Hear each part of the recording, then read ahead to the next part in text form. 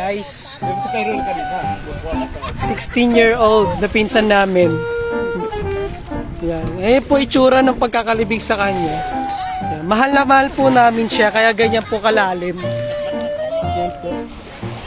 Bali, ang pwesto niya sa ilalim ng buhangin, nakatagilid po siyang ganyan, hindi po flat, pag ganon. Sinadya po talaga yun ni Luigi para hindi makabangon. Tapos makikita niyo po dito banda sa may balikat, medyo makapal. Para hindi rin makabangon yung kamay. Yan. Chill, no?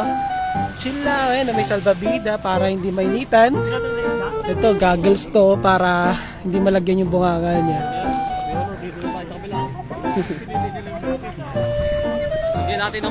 Nandun yung cottage namin. Mag-out kami ng 12. Ibabangon namin siya mga alauna para